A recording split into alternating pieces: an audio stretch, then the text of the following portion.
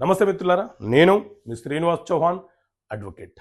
మిత్రులారా, ఎవరైనా bank loan తీసుకునేటప్పుడు లోన్ తీసుకునే వ్యక్తితో పాటు కో అప్లికెంట్ యొక్క సంతకాన్ని కూడా తీసుకుంటారు. ఎందుకు కో అప్లికెంట్ యొక్క సంతకాన్ని తీసుకుంటారు? సో మిత్రులారా, ఎవరైనా ఒక వ్యక్తి ఏదైనా బ్యాంకు నుంచి తన అవసరం నిమిత్తము ఏదైనా ఒక లోన్ను తీసుకునేటప్పుడు అప్లికెంట్తో పాటు కో అప్లికెంట్ యొక్క సంతకాన్ని కూడా తీసుకుంటారు.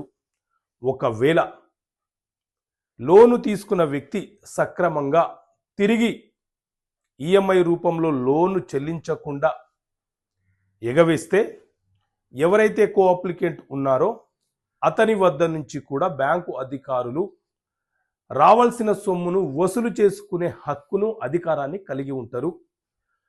అప్లికెంట్ అబ్స్కాండ్ అయినా, అప్లికెంట్ చెల్లించకపోయినా కో అప్లికెంట్ని పార్టీగా చేర్చి న్యాయస్థానం ద్వారా కో అప్లికెంట్ నుంచి రావాల్సినటువంటి సొమ్మును వసూలు చేసుకునే వెసులుబాటు వాళ్ళకు ఉంటుంది. అందుకే లోన్ ప్రొవైడ్ చేయడం కంటే ముందే ప్రొసీడింగ్లో భాగంగా, ఒక ప్రాసెస్లో భాగంగా వీరి సంతకాలను కూడా తీసుకుంటారు.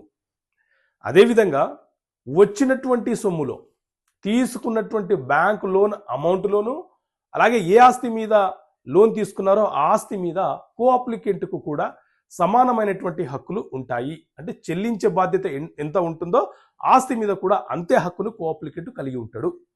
ఓకే మిత్రులారా, థ్యాంక్ యూ. జై హింద్.